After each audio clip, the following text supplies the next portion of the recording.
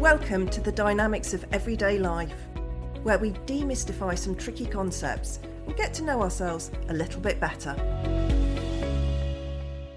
Welcome back to the Dynamics of Everyday Life. Today I'm continuing with the topic that I began in the last episode, where we talked about the repetition compulsion, the drive that we have to repeat behaviours with the aim of mastering past hurt or wounds or getting our needs met. The aspect that I'm looking at today is one way that we trip ourselves up, by looking in the wrong place to get our needs met. I'm not one for inspirational quotes or sayings. I can't remember them, and I often find them superficial and meaningless, unless it's something Maya Angelou said. I don't think anyone could ever find her unforgettable or superficial. However, when I was doing my coach training, one of the trainers said something I've never forgotten. Don't go to the DIY shop for milk. What she was referring to is the habit that we can have of looking to get our needs met by people who either can't or won't meet them. We then get frustrated and angry, and the relationship can suffer at this point due to miscommunication and misunderstanding.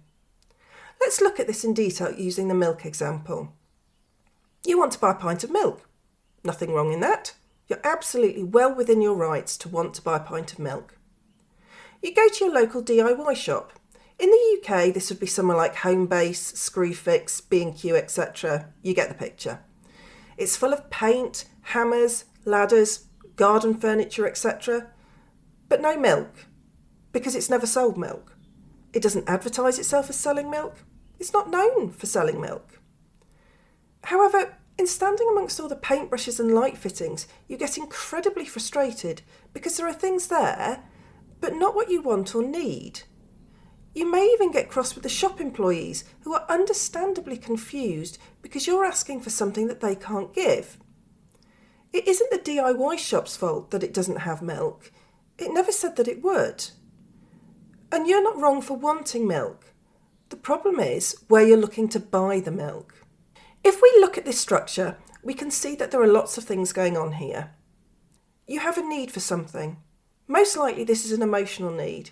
We all have instinctual needs that we're driven by. A lot of the time these are unconscious. We then search for where we can get that need met. This is where some interference might come in. We talked a while back about transference. This is the acting out of our unconscious responses to a primal figure from our past onto someone in our here and now, and it's inappropriate to the situation. In our DIY shop example, maybe the unconscious hook is that we used to go to large industrial estates when we were small to do the food shopping with our parents, and this is what we're responding to and get drawn back to. Or even that the big supermarkets can stock DIY goods, so why doesn't the reverse work? But it can't give us what we need, so then the frustration and possibly the hurt comes in. When we feel frustrated and hurt, this can cause us anxiety because we're unsure about the future. Our ego, remember, this is the part of us that helps us deal with reality and is essential to us. It's not the negative thing that popular culture assumes it to be. Then activates its tried and trusted favourite defence mechanisms to protect us from any real or perceived threat that there might be. In the case of being disappointed and frustrated by a relationship or situation, this can include projection. The fear is that you're wrong for asking, but as this is unbearable to you, you project it into the other person and decide that they're wrong for not being able to give you something. You decide it's the DIY shop's fault that it doesn't have any milk. They should be able to meet your needs, which you're perfectly entitled to be asking to be met. You could even be thinking, in some DIY shops they have soft drink machines and sweets, so it's not as if they don't offer food. So why can't they meet your need for milk? By doing this, we don't have to look at why we went there in the first place. We can then displace our anger at the situation, or unmet need, onto where we are looking for it to be met, in this case, the DIY shop. If we look at it in terms of our personal relationships, we can see how this situation can get very complicated very quickly.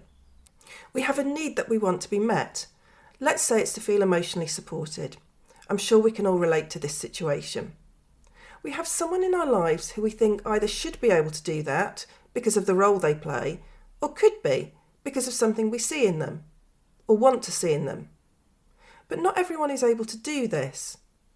We have these wants and desires and look to the other person to meet them, and they don't, for a variety of reasons.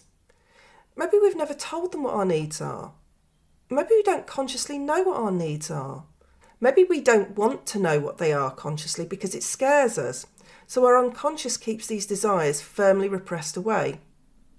For some people, needing to feel emotionally supported is very scary, which is why it gets repressed away. Maybe the other person is not in a position, for whatever reason, to be able to be emotionally supportive towards us, which can bring up all kinds of defensive behaviour from them if they start to feel inadequate or that unreasonable demands are being placed on them. Or maybe they just don't want to emotionally support us. They don't feel it's their role, or they have their own stuff going on. Then our defences kick in and we can start to get angry and frustrated with the other person for not giving us what we need. At this point, we really could be back at playing defence mechanism bingo. There's opportunities for at the very least projection, projective identification and displacement to crop up. I think my go-to in situations like this would be rationalisation, where we attempt to give ourselves valid reasons for our feelings and behaviours to make ourselves feel better. Of course I'm cross with this person. They aren't doing what I want them to, and they should be doing what I want them to, because what I want them to do is obviously reasonable. As we looked at earlier in the example of the DIY shop, I should be cross at the DIY shop because they stock bottles of water and sweets, so they should be able to give me what I need. But when we look at it objectively, there's no reason why the DIY shop should be giving you what you need if it's not within its remit. There's no reason for you to be cross at it. Maybe disappointed, because we will feel disappointed when our needs aren't being met, but not angry. So how can we stop ourselves looking for our needs to be met in the wrong place, from going to the DIY shop for milk? First of all, let's get really clear on understanding what our needs might be. This can be tricky, as the unconscious isn't going to let us in without a fight, and we might have all kinds of complicated feelings around our needs. We might not want to accept that we have particular needs. Maybe we don't want to feel dependent on people by wanting emotional support, so we repress it. We can also have elements of the repetition compulsion coming in here too. We could be looking to heal a primal wound in the wrong place, which adds an extra layer of complexity for us to work with. This can be a challenging piece of work to start with and isn't going to happen overnight, so take this one step at a time. Then, once we start to get an idea of what we might be needing, have a look at who and what support structures you have in place and what might be missing. Be really honest with yourself. Can this need be met in the place where you are hoping it can be? Let's not attach blame if it can't be met where you'd like it to be, but move on to looking for other areas where it can be met. This might be a case of trial and error. Be patient with yourself. The unconscious is going to want to pull you back to tried and tested ways of behaving. So if you find yourself slipping back to old ways of responding, it's normal to have to keep plugging away at this.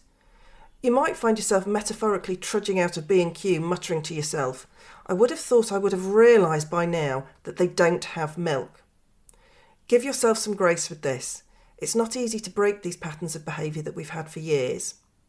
And look out for where you might be starting to feel some defensive behaviour sneaking in. This is normally an alarm bell for things being a bit out of kilter, and you might be looking in the wrong place for what you're after. We lead busy lives and our minds will always be trying to do things the quickest way possible. Looking at ourselves at this level can be challenging and unnerving as we develop our awareness, so I'd always encourage that you do this at your own speed. If you feel you need some extra help around this, then I've put together a PDF resource sheet and you can find the link for this in the show notes.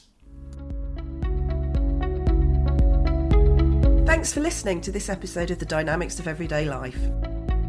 Please hit the follow button for future episodes and subscribe wherever you get your podcasts. You can follow me on Instagram at The Dynamics of Everyday Life or find me on LinkedIn at Julia Rogers.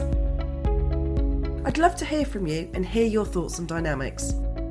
The Dynamics of Everyday Life is brought to you by Coaching 42 and the fabulous team at the Podcast Boutique.